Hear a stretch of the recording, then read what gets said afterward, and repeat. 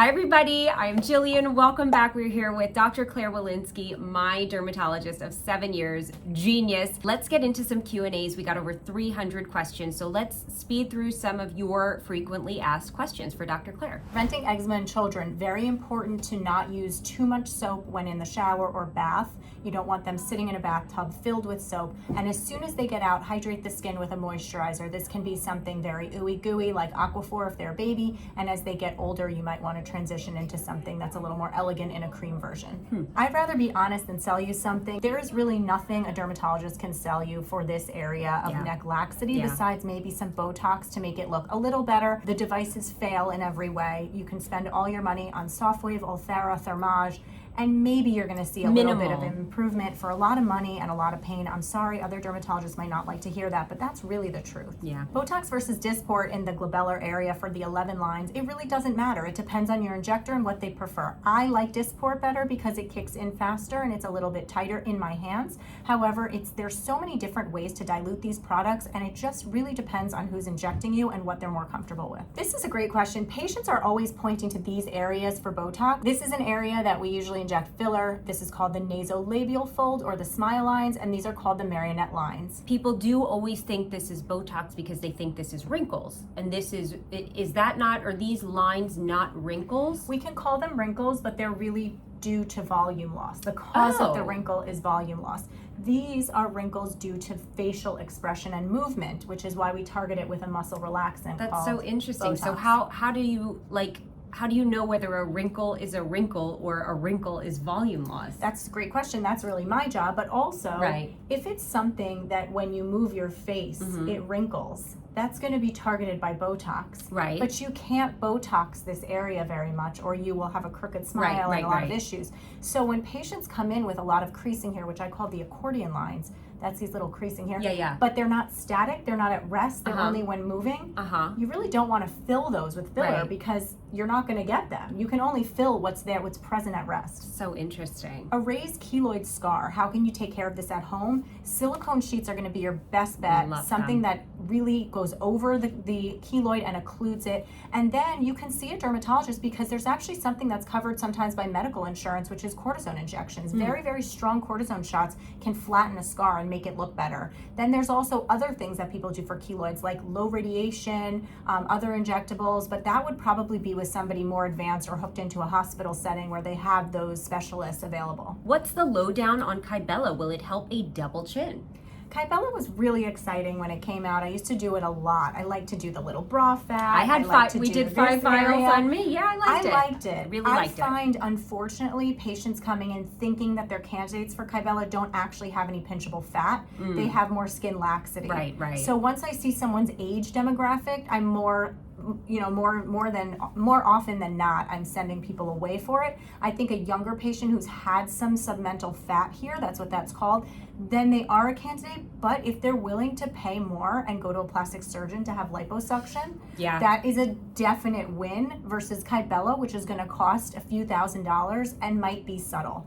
Oh, I'm seeing surgeons now discouraging Sculptra if you want a facelift later. Thoughts? So I've been hearing this a lot from patients, and I do think what's important with Sculptra from the surgeon standpoint is that it's just been done far out from the facelift. So doing it in your 30s, if you're thinking of getting a facelift when you're in your 60s, is not an issue. Okay. If you're 58 and you're about to go consult with a surgeon, I'd rather you talk to the surgeon before I start doing a series of Sculptra. Okay. I don't know if that's proven. This is through plastic surgeons giving me information when they've cut tissue that they're seeing that there could be some fibrosis and scarring because the Sculptra is promoting collagen. Okay. So it is promoting fibroblast cells. It is doing things like that. I just don't know since I'm not a surgeon. Right. This is to more. See it. We'll ask Dr. Paul. Yeah, we'll do a Q&A with Dr. Paul. I'm giving the feedback I've gotten from plastic surgeons. PRP for hair loss. I do PRP for hair loss. patients are mostly happy. I usually sell it as a last resort, meaning they're already on oral minoxidil, which is Rogaine in the oral version, or spironolactone or topical minoxidil. It's not my first line, it's an addition, and it's the only thing that can really grow a bit of hair. But there are patients that are very happy with it, and once you get them on a routine, it can be pulled back to where they're just doing it once every 6 months or once every year. Can multiple heavy forehead creases or lines be fixed with anything besides injections? Often patients come, they're weary of injectables, and they really want something to help with the lines of facial expression. And I inform them there isn't anything. Right. A laser is not ironing out your wrinkles, and once they're there at rest, it's a problem. We don't have anything else. So I'm much more interested in educating as to maybe why are they nervous about Botox injections? Right. What is their fear? And once we have an educational and informative session together, most of the time they go ahead with the injections. And it's not because I'm pushing an agenda, it's just because there isn't anything. Because if you think of the science, these lines are caused by movement. So if I relax the movement and I stop the movement, I prevent the lines. Once the lines are there at rest, I don't have anything. Yeah. What do you think about microdosing accutane indefinitely? Isn't this called the Hollywood dose? The Hollywood dosing, but it's also something we use for rosacea patients or those who have recurred on Accutane. I have a girl right now who's 3 times she's done Accutane, so we've switched her over to a very low dose. It's tiny dosing, really is safe. We don't have to monitor blood work all the time. The issue in America is that we have to use something called the iPledge program to prevent pregnancy because it's unsafe to newborn children. But other than that, I think it's very safe, and I think it gives great results, and people's skin look amazing. And but I use it more not for people to just have amazing skin. I use it for people who have recurred on Accutane, who have had multiple courses of Accutane, and it's not curing their skin. And rosacea patients, because there isn't a whole lot, and I prefer Accutane to antibiotics, which is unfortunately something given out way too easily by a lot of doctors. I have a question. Low dose Accutane or spironolactone? That's tricky too. I think both are good. The problem with spironolactone is it doesn't work on everyone, because sometimes the source of your acne isn't because of the testosterone acting on the gland. Accutane is actually shrinking or destroying the sebaceous gland.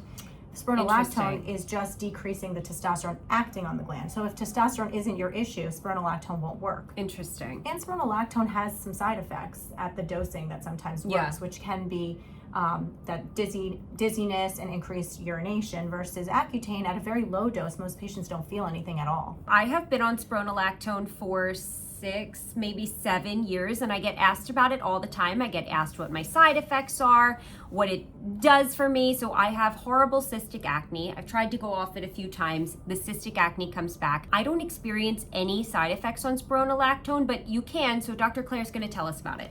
At the baby dose that we use for acne, which is generally 25 milligrams twice a day, you don't usually experience, but you can, dizziness, increased urination, menstrual irregularities.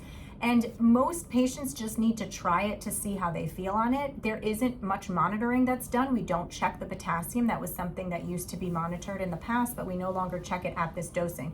At 100 milligrams twice a day, that's the dosing we're usually going to for hair loss and for blood pressure control. At that dosing, I think it's much more likely that you see the diuretic effects and that patients will experience an increase in frequency of urination, as well as so that's some dizziness because your blood pressure is dropping. But at Jillian's dose, which is the acne dosing, most patients don't report a problem. However, it doesn't work on everyone. If you don't have hormonal acne, it's not going to work. And then other options are antibiotics, which I don't like, or Accutane, which I do like, or topicals, which don't work for everyone, especially not with cystic acne. But for someone like me, been on it 7 years, I can just stay on it. It works for me. I'm happy with it. I don't have side effects, right? And there's a lot of data with long-term studies proving that there's no long-term danger. So patients were worried about that. But this is not a new medication. It's been used as a blood pressure lowering pill at 100 milligrams twice a day for many years.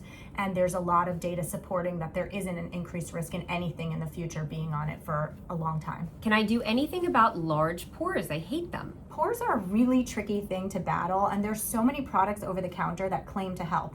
If you look at the ingredients, what you're going to find is anything that's claiming to help pores most of the time is going to have an AHA, BHA, which is a light superficial chemical exfoliant, or retinoid. And that's because those can help the appearance of pores. But it's very modest. If you're looking for something more, you're going to have to visit a dermatologist or somewhere where somebody has a device that can do fractional resurfacing, punching little microthermal zones, stimulating collagen to fill in the pores themselves. And again, even with these expensive and painful procedures, you're not eradicating the pores. You're going to see a very modest improvement. So it's just not one of those things that's super easy to fix. Yeah. We have little tricks, but you have to have realistic expectations. Pores are tough, man. Hydroquinone is typically compounded with a steroid. Will this thin my skin? So the brand name was called Triluma, but now there's a lot of compounded versions, and the mixture is tretinoin, steroid, and hydroquinone most of the time. The tretinoin is obviously increasing the rate of exfoliation of the skin, hopefully helping with pigmentation. Hydroquinone, we know, is a lightening agent, and then steroid also can lighten the skin a little. I don't recommend using this for longer than 2 months because of the hydroquinone, but also because of the steroid. But I don't believe that in the 2 months of that low dose combined with tretinoin and hydroquinone, they've seen any issues with skin atrophy, which is skin thinning. So I think you can safely use the compounded version for 2 months under the guidance of a dermatologist or another doctor. I use tretinoin every single day. I talk about it all the time. People always ask me, am I nervous that my tretinoin use will cause topical steroid withdrawal? Tretinoin is not a steroid, so you don't have to worry about that. Topical steroid withdrawal is something that people are very nervous of in social media, which is when you've been using a steroid for a long time, such as triamcinolone, hydrocortisone, Yes. and then you stop it, and whatever your inflammatory condition comes back even worse. And this is long-term use, right? So I have a prescription hydrocortisone from Dr. Claire for when I have a flare or an issue, and I use it once very, very infrequently. And every time I use it that one time, people always say, oh, I'm scared for you. I'm scared you're going to get TSW. This has been really overdone in the media, and I'm not even sure that we need to worry so much about this, but it's definitely not tretinoin. What does Dr. Claire think of Fern technique versus regular filling of marionette lines? Fern technique is something that a specific doctor named Ton Van Elk, I believe his name is, he came up with this idea. And what it is you're putting little supports in different directions around the lines here. When they're not real volume loss, it's more of like people have wrinkles sometimes here that are they're static, but they don't need volume. They're just kind of like lines.